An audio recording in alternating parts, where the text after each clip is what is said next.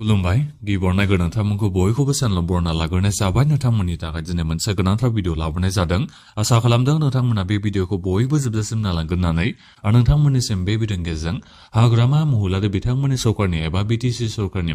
सासेयाव 2 लाख करि फैसा होनायनि बागैनो आं नोंथांमोननिसिम बे भिडिअनि गेजेरजों माखासे आपडेट खोन्थाहरनो सानदों मानो होनोबा नोंथांमोना गोबाङानो बेखौ बुंहरदों आरो जोङो बोरै एप्लाइ खालामनो हागोन आरो सोरबादिया जोङो एप्लाइ खालामनानै सासेयाव 2 लाख थाखा फैसाखौ मोननो हागोन बबे जायगायाव थांनानै जोङो फर्मखौ मोननो हागोन बहा जोङो फर्मखौ साबमिट खालामनांगौ दा बेफोरनि बागै नोंथांमोना आंनिसिम गोबांनो सोंहरबाय थादोंमोन दा बिनि बागैनो आं नोंथांमोननिसिम बे भिडिअनि गेजेरजों खोन्थाहरनो सानदों नोंथांमोननि फरायनाया बेसेबां जानांगोन सोरबादिया एप्लाइ खालामनो हागोन बबे जायगायाव थांनानै नोंथांमोना एप्लाइ खालामहैनो हागोन आं बिनि बागै खोन्थाहरजोबनो नागिरदों बयबो नोंथांमोना भिडिअखौल' जोबजासिम नायलांबानो जाबाय मानो होनोबा जोंनि नैबे बिटिसि आव एसे उनावनो गोबां लाइमोनफ्रानो सासेयाव 2 लाख करि फैसाखौ मोननो थांगासिनो दं मानो होनोबा जोंहा आसामनि चिफ मिनिस्टार हिमन्त बिश्व शर्मा बिथाङा दाख्लै बावैसो नोंथांमोननिसिम एनाउन्समेन्ट खालामना गालांदों जे जोंनि नैबे बिटिसि आव गासै 15,000 लाइमोनफोरनो आसाम सरकारनिफ्रायनो सासेयाव 2 लाख करि फैसाखौ होगोन होननानै नैबे बिटिसि सरकारा लिस्टखौ बानायगोन बिनिफ्राय आसाम सरकारा लिस्टखौ बानाया आसाम सरकारा मात्र फैसाखौल' सरगोन नैबे बिटिसि सरकारासो जोंनिया बे लिस्टखौ बानायगोन 15,000 लाइमोनफोरनिखौ दा बेनिखायनो नोंथांमोना गोबाङानो सासेयाव 2 लाख थाखा फैसाखौ मोननो हागोन दा बेनिखायनो बयबो भिडिअखौल' जोबजासिम नायलांदो आं नोंथांमोननिसिम गासिबो क्राइटेरियानि बागै खोन्थाहरजोबनो नागिरदों दा बेनिफ्राय आंनि नोंथांमोननिसिम मोनसे खावलायबो थाग्रोबाय गिबियावनो गासिबो चेनेलखौ साबस्क्राइब खालामना लाग्रोलायनानै जाहाथे नोंथांमोना बेबादिनो आपडेटखौ नैबे चेनेलनि गेजेरजों मोननो हायो दा बेनिफ्राय मोनसे बाथ्राखौबो आं नोंथांमोननिसिम बुंहरग्रोनो सानदों नैबे हाग्रामा महिलारि बिथांमोना माने इलेक्सननि समाव नोंथांमोननिसिम रादाय होदोंमोन जेनेबा बोसोरफ्रोमबो लाइमोनफोरनो बिथांमोना फैसा होनो थाखाय 100 कोटि थाखानि बाजेट बिथांमोना खालामगोन होननानै दा बेनिखायनो बोसोरफ्रोमबो जोंनि नैबे बिटिसि आव गोबां लाइमोनफ्रानो सासेयाव 2 लाख करि फैसाखौ मोनबाय थानो हागोन ओरैनोथ' सानना नायोबा गासै 5,000 लाइमोनफ्रानो सासेयाव 2 लाख करि फैसाखौ मोनबाय थानो हागोन बोसोरफ्रोमबो दा बे जोबोद मोनसे मोजां रादाब होननानै बेखौ बुंनो नांगोन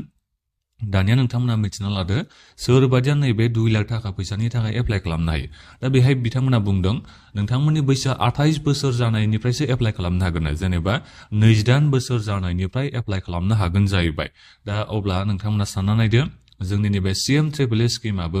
28 बोसोरनिफ्रायसो एप्लाइ खालामनो हायो 28 बोसोर बैसोनि जानायनिफ्रायसो एप्लाइ खालामनो हायो नों हिनजावसायानो जा हौवासायानो जा माने दा बेनिखायनो 40 बोसोरनिसिमा एप्लाइ खालामनो हायो होननानै बेखौ मिथिना मोननाय जादों दा बेनिखायनो जायफोर नोंथांमोना 28 बोसोर जानाय दा बिनिफ्राय 28 बोसोर बैसोनि जानायजों लोगोसेनो नोंथांमोनाव स्किल सार्टिफिकेट थानांगोन फरायनाया नोंनिखौ बेसेबां बेखौ बियाखै बिथांमोना नोङो सोरबा मेट्रिक पासबो जानांगौ सोरबा फेलबाबो जेबो नङा जाहैबाय मात्र नोंथांनियाव स्किल सार्टिफिकेट थानांगौ जाहैबाय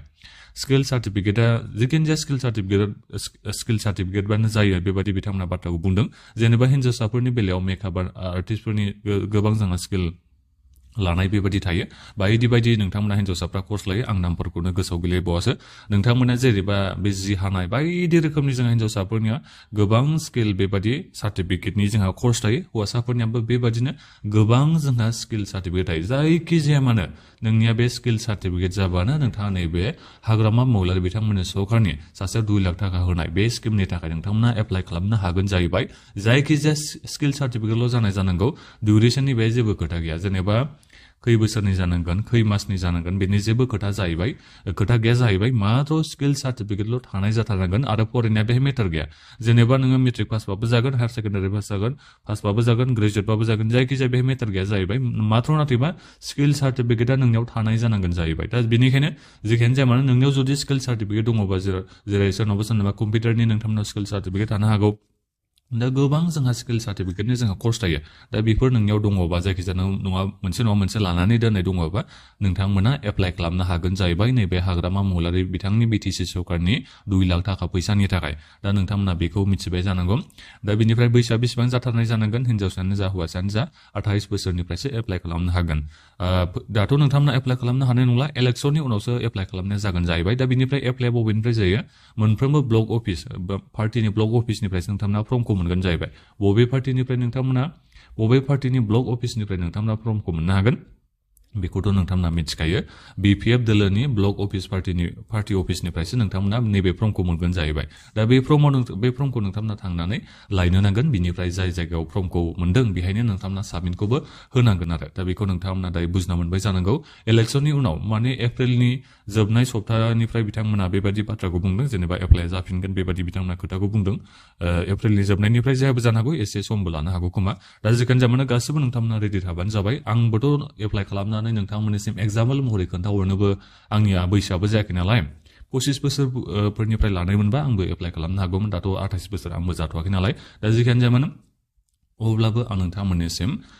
मोजाङै खोन्थाहरगोन जेनेबा फर्म होयोबा माबोरै फिलआप खालामनांगौ बहा नोंथांमोना साबमिट खालामनांगौ मा डिटेल्सखौ नोंथांमोना होनो नांगौ आं बिनि बागै जेब्ला एप्लाइआ नैबे एप्रिल मासनि जोबनाय सप्तानिफ्राय जाफिनोबा आं नोंथंमोननिसिम मोजाङै भिडिअ लाबोना खोन्थाहरगोन जाहाथे साफ्रोमबो नोंथांमोना एप्लाइ खालामनो हायो आरो बेनिफ्राय नोंथांमोना मोनसे खोथाखौ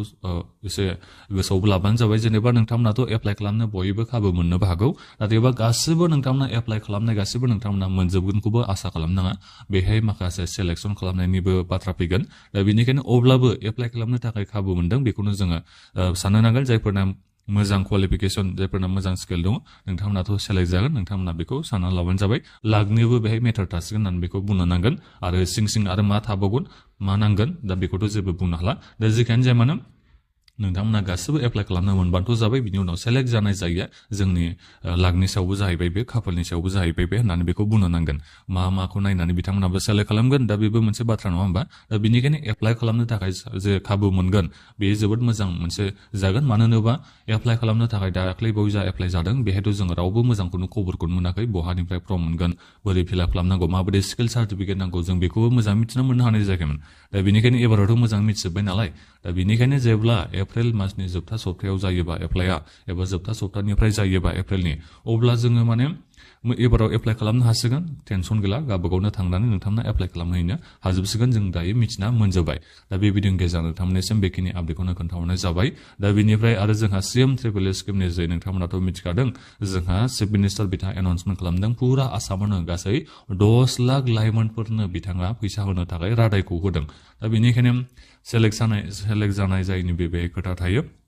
गासिबो मोनजोबनो हाया बेखौ नोंथांमोना बुजिना लाबानो जाबाय दा बेखिनियानोमा नोंथांमोना भिडिअखौ मुंसाव माबाफोर सोंनांगौ दङबा सोंबानो जाबाय बे भिडिअखौ नोंथांमोना गासिबोनोबो शेयार खालामदो आरो जाहाथे नोंथांमोना बेबादिनो आपडेट मोननो हायो बिनि थाखाय गासिबो चेनेलखौ साबस्क्राइब खालामना लाबानो जाबाय दा बेखिनियानोमोन गोजोन्थों